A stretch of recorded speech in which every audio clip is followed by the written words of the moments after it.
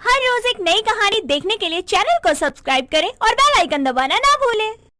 कुसुम जब से शादी करके अपनी ससुराल आई थी, पूरे घर में उसी का राज चल रहा था। लेकिन उसके देवर अमित की शादी के बाद उसकी देवरानी पायल भी उस घर में आ गई थी। एक दिन वो अपने देवर के कमरे में जाती है।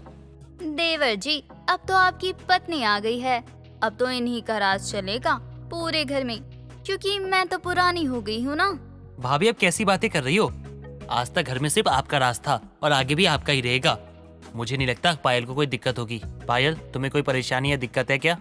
आपने बिल्कुल सही कहा। भाभी का हक इस घर पर पहले है और मुझे इससे कोई परेशानी नहीं है। ये सब कहने वाली बातें होती हैं देवर जी। अभी देवरानी जी आपकी हाँ में हाँ मिला रही हैं। कल यही आपसे लड़ने भी आएंगी। आप ज्यादा सोच रही हो भाभी। पायल का स्वभाव बिल्कुल ऐसा ही है। वो घर तोड़ने वालों में से नहीं, घर जोड़ने वालों में से है। ये बात अमित ने सही कही बड़ी बहू। मेरी छोटी बहू बहुत समझदार है। वो कभी ऐसा कुछ करेगी नहीं जिससे हमारा घर टूटे। भगवान करे माँ जी ऐसा ही हो। मैं भी तो ऐसा ही चाहती हूँ, पर अफसोस मैं ऐसा होने नहीं दूंगी, क्योंकि देवरानी जी अगर आदर्शवादी बहू बन गई तो मेरा राज इस घर में कम हो जाएगा और मैं ऐसा होने तो नहीं दूंगी। सभी वहाँ से चले जाते हैं। पायल समय के साथ अपने ससुराल के सभी रीति रिवाजों को अच्छे से समझ जाती है और निभाने लगती है, जिससे वो भी सभी घर वालों की लाडली बन जाती है, जो चीज कुसुम को बिल्कुल अच्छी नहीं लगती। एक दिन सभी हॉल में बैठे होते हैं, तभी कुसुम वहाँ आती है। माँ जी, मैं क्या सोच रही हूँ कि जब मैं इस घर में शादी करके आई थी तो घर की सारी जिम्मेदारी आपने मुझे दे दी थी। अब पायल आ गई है तो उसे भी तो मौका मिलना चाहिए कि वो इस घर की सभी जिम्मेदारियों को अकेले उठाए। बहू, तू इस घर की बड़ी बहू है तो तू जो भी सोचेगी अच्छा ही सोचेगी। हमें तेरे फैसले से कोई ऐतराज नहीं है। तू जो करना चाहती है कर सकती है। सभी घर वाले कुसुम की चालाकी से अनजान थे, जिसके कारण सभी उसकी हाँ में हाँ मिला देते हैं। जिसके बाद कुसुम घर के सारे काम पायल के ऊपर डाल देती है और खुद आराम करती है। दिन गुजरते हैं। तभी एक दिन पायल अपने फोन से कल्याणी की दवाई ऑर्डर कर रही थी। तभी कुकर की सीटी आती है और वो फोन छोड़कर रसोई में चली जाती है। तभी कुसुम वहाँ आती है। अच्छा, तो देवरानी जी सासू माँ को खुश करने के लिए पहले से ही दवाई मंगवा रखी है। अभी मजा चुखाती हूँ इन्हें। पायल, एक गिलास पानी लाना, सर में दर्द है। लीजिए पानी। आप कहे तो चाय बना दूं आपके लिए अदरक वाली? हाँ, बना दो और रूम में ले आना। ठीक है, आप चलिए हाथ मुंह धो लीजिए, मैं चाय लेकर आती हूँ।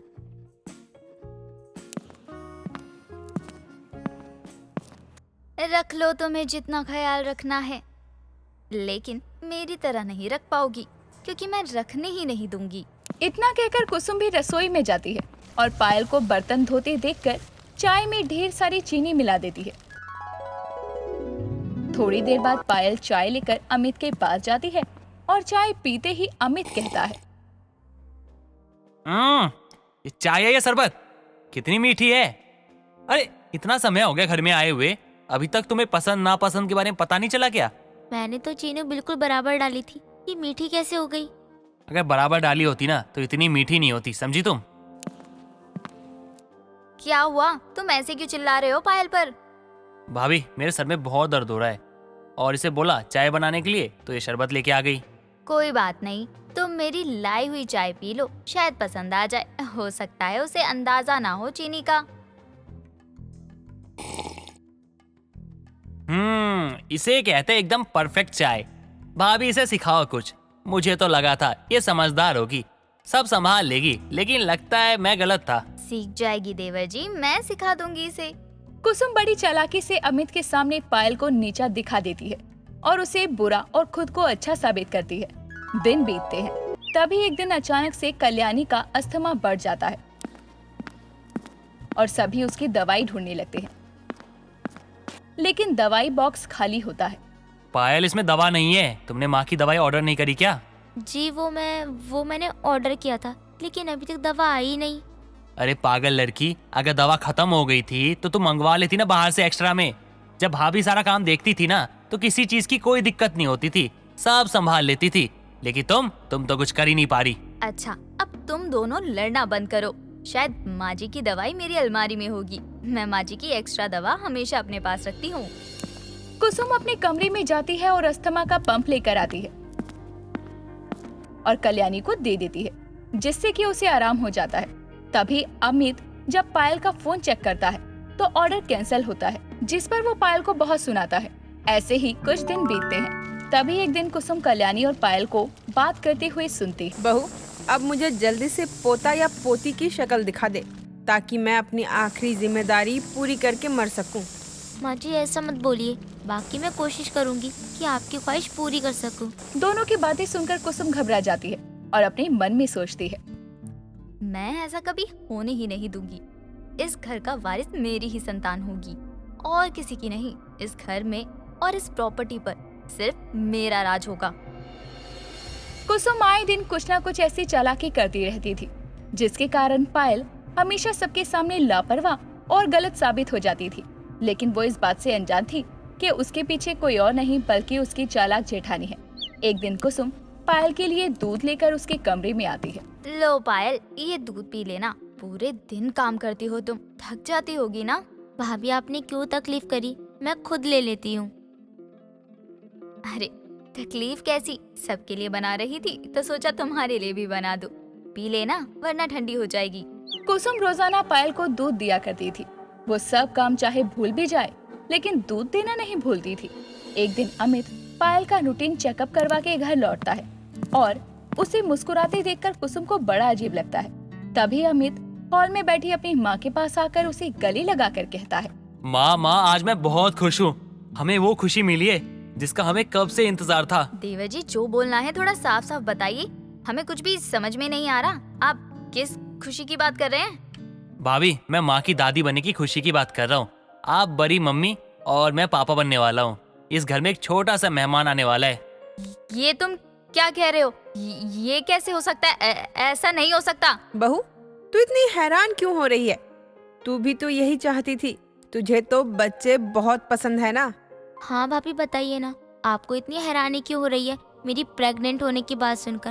आप खुश नहीं हो क्या? नहीं, मेरा मतलब मैं खुश हूँ, बहुत खुश हूँ। लेकिन ऐसे अचानक सुना तो थोड़ा हैरान हो गई। आप लोग बैठिए, मैं आप लोगों के लिए मिठाई लेकर आती हूँ। आप बैठिए भाभी, मैं लेकर आती हूँ। नहीं, तुम बैठो, मैं लेकर आती हूँ ना। कुसुम रसोई में जाती है और स्लिप पर जोर से हाथ मारती है और रसोई का सारा सामान इधर उधर फेंकने लगती है। तभी पायल वहाँ आती है। क्या हुआ भाभी, मेरी प्रेग्नेंट होने की खबर सुनकर आप दुखी हो गई? गुस्सा आ रहा है ये सोचकर कि आपकी इतनी चालाकी से काम करने के बाद भी आप फेल कैसे हो गई? तुम ये क्या बोल रही हो? दिमाग तो ठीक है तुम्हारा? ये दवा नहीं बल्कि वो जहर है जो धीरे धीरे पायल की कोख को हमेशा के लिए सूना कर देगा, जिसके बाद इस घर का वारिस मेरी ही संतान होगी। अपनी वीडियो देखकर कुसुम के पसीने छूट जाते हैं और वो पायल के सामने हाथ जोड़कर रोना शुरू कर देती है। मैं तुम्हारे सामने हाथ जोड़ती हूँ पायल, तुम इसके बारे में किसी को कुछ मत बताना, वरना माँ जी मुझे घर से बाहर निकाल देंगी। मैं कहीं की नहीं रह जाऊंगी। मैं तुमसे वादा करती हूँ, आज के बाद ऐसी कोई चालाकी नहीं करूंगी। इच्छा तो नहीं है कि मैं आप पर यकीन करूं। मैं इस घर की भलाई और शांति के लिए चुप रहूंगी, किसी से कुछ नहीं कहूंगी, लेकिन आपको माफ कभी नहीं करूंगी। पायल इतना कहकर वहाँ से चली जाती है और कुसुम की चालाकी उसी पर उल्टी पड़ जाती है। इस तरह से एक ही पल में कुसुम अपनी बहन जैसी देवरानी का विश्वास और साथ हमेशा के लिए खो देती है। चांदनी अपने माता पिता के जाने के बाद अपने चाचा जी वीर सिंह के साथ रहा करती। चांदनी के चाचा जी बहुत ही गुस्से वाले थे, जिसके चलते चांदनी उससे ज्यादा बात नहीं करती थी।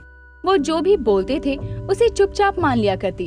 एक दिन वो छत पर कपड़े धो रही थी कि तभी उसके बगल की छत से एक अशोक नाम का लड़का कूदकर उसकी छत पर आता है। तुम पागल हो क्या? जाओ यहाँ से। अगर किसी ने हमें साथ देख लिया तो तूफान आ जाएगा, और अगर चाचा जी को पता चल गया तो मेरी मौत। किसकी इतनी हिम्मत हो गई कि तुम्हें हाथ लगाए? अरे तुमसे पहले उसे ना मुझसे बात करनी होगी। ये फिल्मी डायलॉग किसी और को जाकर मारो, मुझे नहीं। मैं तुम्हारे झांसे में नहीं आने वाली हूँ। अगर ऐसी बात है तो बोल दो कि तुम मुझसे प्यार नहीं करती। क्यों बोल दूं? मुझे ये फालतू बातें नहीं करनी। तुम जाओ यहाँ से। हाँ ठीक है, जा रहा हूँ मैं। वैसे भी अब 1 महीने के लिए ऑफिस के काम से बाहर जाने वाला हूँ। अब तुम्हें कोई परेशान भी नहीं करेगा। कहाँ जा रहे हो तुम और कब आओगे? जब तुम मुझसे प्यार नहीं करती तो मुझसे क्यों पूछ रही हो? जब मेरा काम खत्म हो जाएगा तो आ जाऊंगा।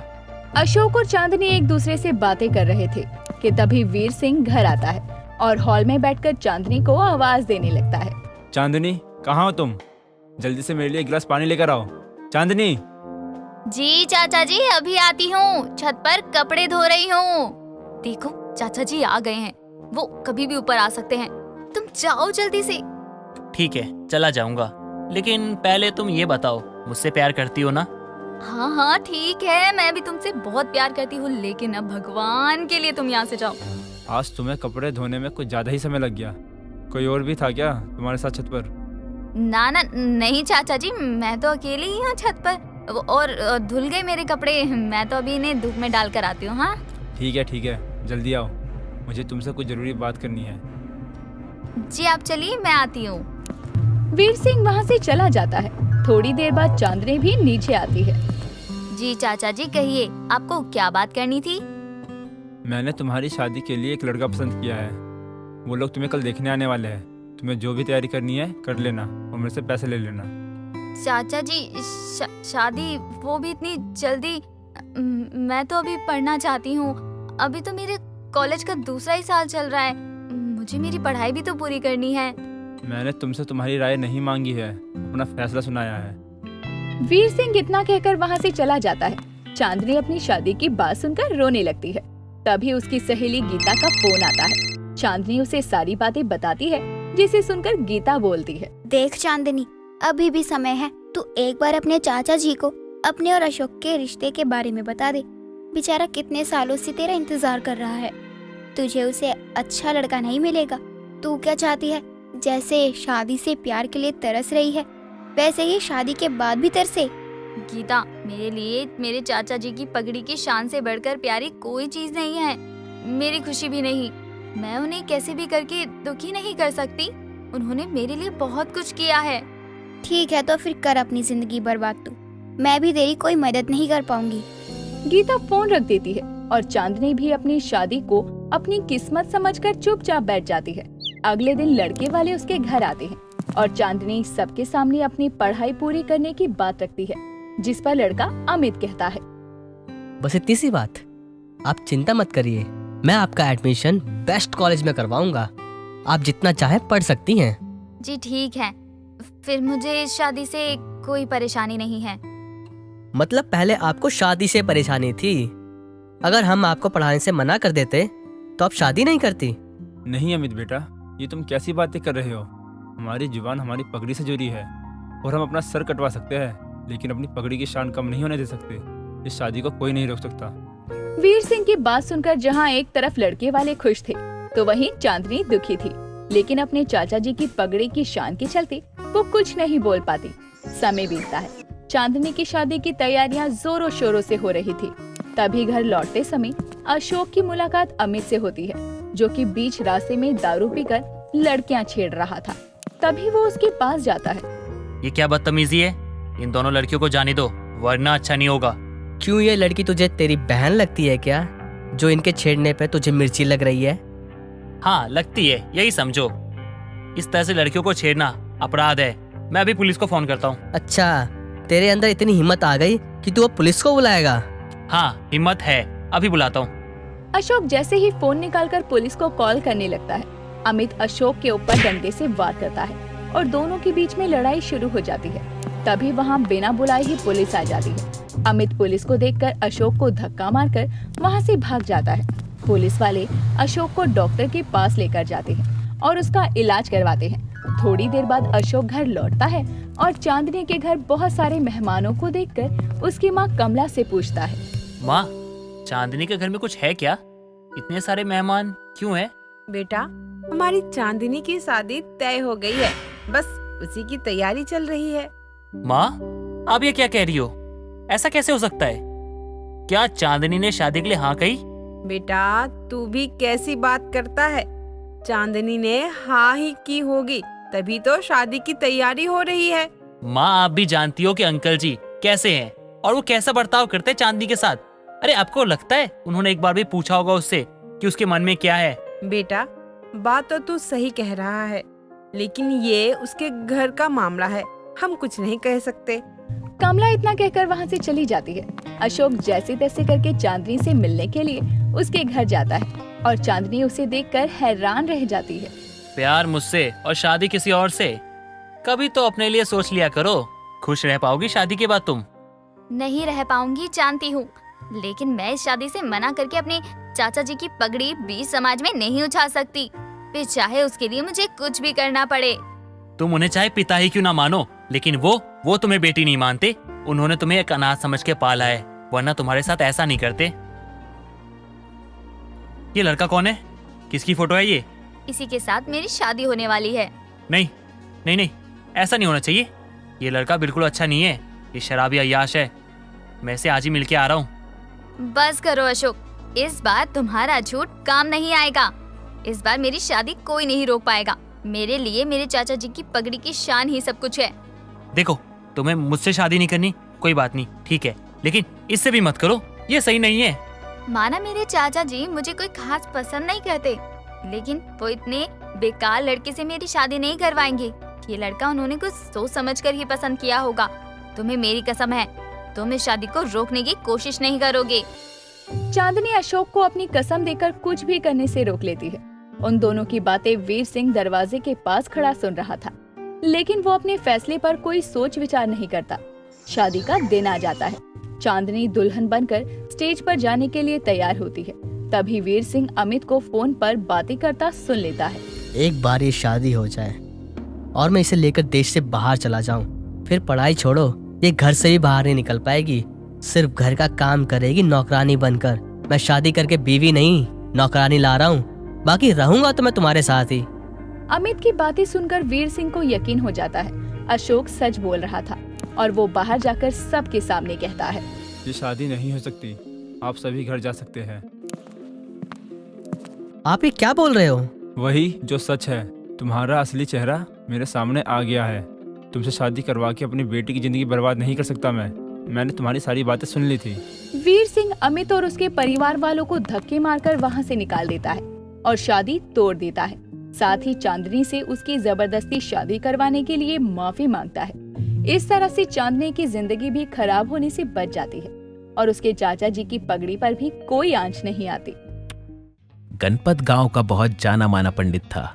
गांव के लोग उस पर बहुत विश्वास करते थे। उसकी कही हुई किसी भी बात को कभी नहीं टालते थे।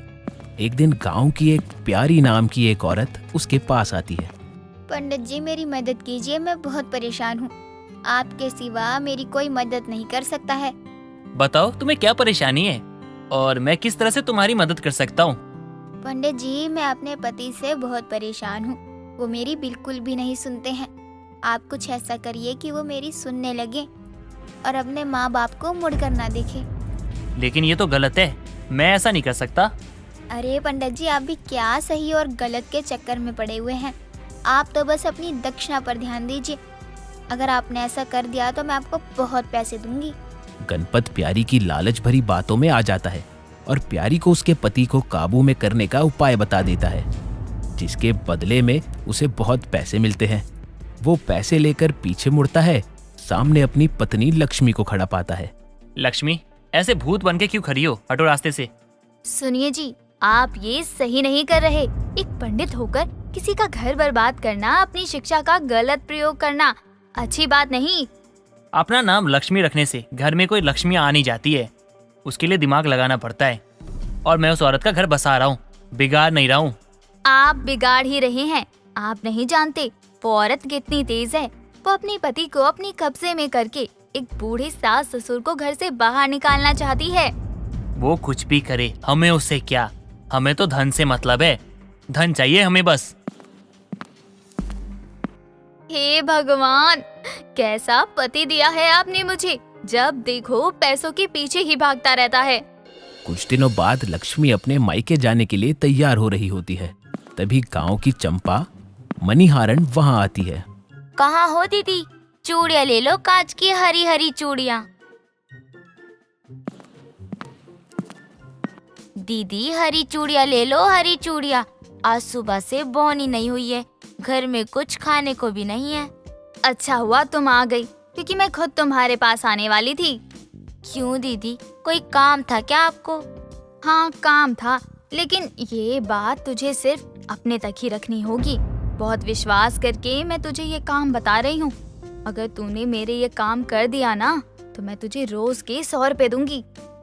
अरे दीदी, ऐसा भी क्या काम है जिसके लिए आप मुझे रोज के 100 रुपए देने के लिए तैयार हो? मैं आज मायके जाने वाली हूँ। मुझे पता लगा है कि मेरे मायके जाते ही मेरे पति बहुत सारा सामान लेकर कहीं चले जाते हैं। मुझे पता करना है कि वो कहाँ जाते हैं। कहीं उनका कोई और चक्कर तो नहीं चल रहा। हाय दीदी, आप अपने ही पति की जासूसी कर रही हो, और अगर कहीं सच में आपके पति का चक्कर चल रहा होगा तो बिना बात के आपका घर टूट जाएगा और इल्जाम मुझ पर लगेगा। ना बाबा ना, ये सब मुझसे नहीं होगा। आप खुद ये काम क्यों नहीं करती?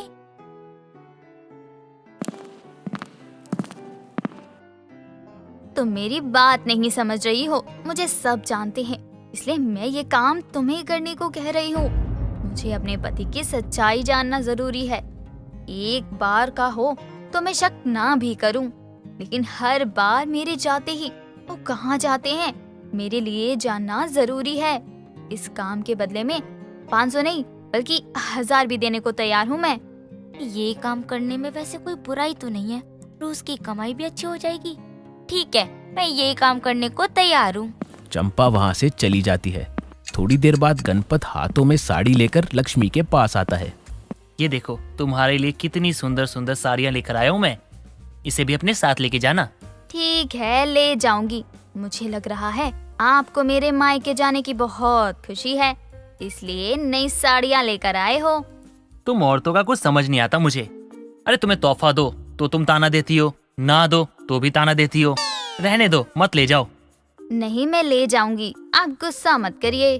कुछ देर बाद गणपत लक्ष्मी को लेकर स्टेशन जाता है और उसे ट्रेन में बिठाकर अपने घर लौट आता है।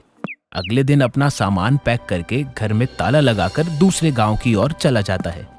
दूसरी तरफ चंपा भी उसका पीछा करते हुए उसके पीछे चल देती है। गणपत गांव के चौराहे से रिक्शा लेकर निकल जाता है। उसका पीछा करते हुए चंपा देखती है कि गणपत दूसरे गांव के एक जंगल में जाता है और एक झोपड़ी में घुस जाता है और कोई लड़की उसके लिए पानी लेकर आती है। गणपत उसका हाथ पकड़ लेता है। दीदी का शक तो बिल्कुल सही है। इनके पति का तो सच में चक्कर चल रहा है, उनको तो बताना ही पड़ेगा। दीदी, आपको पता है, आपका शक बिल्कुल सही है। आपके पति का चक्कर चल रहा है किसी लड़की के साथ। वह सारा सामान इस लड़की के लिए ही लाते हैं। मैंने उन्हें देते हुए देखा है। मुझे इन्हें रंगे हाथों पकड़ना है। मैं कल ही वापस आ रही हूँ, तब देखती हूँ कि ये क्या कहते हैं। गणपत को लक्ष्मी के आने की खबर मिल जाती है और वो जल्दी से अपने घर वापस आ जाता है। लक्ष्मी जब अपने घर पहुंचती है तो देखती है गणपत मंदिर में बैठा पूजा कर रहा है। आप कब आए? ये तो मुझे पूछना चाहिए तुमसे। तुम तो अपने मायके गई थी ना पूरे महीने के लिए, तो 2 दिन में वापस कैसे आ गई? क्यों, मेरे आने से आपको परेशानी हो गई क्या? नहीं नहीं, ऐसी कोई बात नहीं है। तुम्हारा ही घर है, जब तुम चाहो आ सकती हो। गणपत पूजा में व्यस्त हो जाता है और लक्ष्मी अपने मन में कुछ सोचने लगती है। मैं इनसे सीधे सीधे कुछ पूछ भी नहीं सकती हूँ।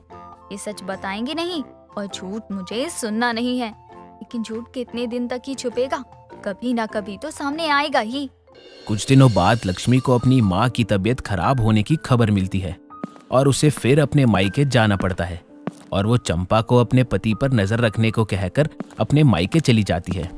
उसके जाते ही गणपत फिर से ढेर सारा सामान लेकर निकल जाता है और उसी झोपड़ी में पहुंच जाता है। चंपा फिर खिड़की से उन पर नजर रखती है। तभी अचानक उसका पांव फिसल जाता है। किसी के होने की आहट सुनकर गणपत और वो लड़की बाहर आते हैं तो देखते हैं चंपा के साथ लक्ष्मी भी वहीं खड़ी होती है। गणपत को किसी लड़की के साथ देखकर लक्ष्मी गुस्से में कहती है, क्या कमी रह गई थी मुझ में जिसे पूरा करने के लिए तुम्हें इसके पास आना पड़ा? अब समझ में आया कि आपको मेरे मायके जाने की इतनी जल्दी क्यों रहती थी, क्योंकि इस लड़की के बिना आपसे रहा जो नहीं जा रहा था। सोच समझ के बोला करो। जैसा तुम सोच रही हो ना, वैसा कुछ नहीं है। तुम पहले अपने आप को देखो। पति की जासूसी करते हुए शर्म तो आई नहीं तुम्हें? जासूसी की तभी तो सच सामने आया। आप रहिए इसी लड़की के साथ, मैं जा रही हूँ। तुम पहले मेरी बात सुनो। ये जो लड़की है ना, ये मेरी बहन है। और मैं इस झोपड़ी में किससे मिलने आता हूँ? चलो देख लो खुद ही। लक्ष्मी झोपड़ी में जाती है और देखती है कि एक अंधी बुढ़िया अपनी आखिरी सांसें ले रही होती है।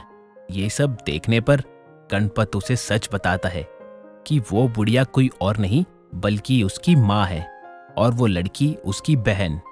ये आप क्या बोल रहे हो? आपकी माँ तो गांव में है। हाँ हाँ, वो मेरी माँ है, लेकिन जन्म देने वाली माँ नहीं। जन्म देने वाली माँ ये है मेरी। अगर तुम्हें यकीन ना हो तो तुम जाके माँ से पूछ सकती हो। मुझे तुमसे ये उम्मीद नहीं थी कि तुम मुझ पे शक करोगी। आप मुझे ये पहले बता सकते थे। कैसे बताता ये सच?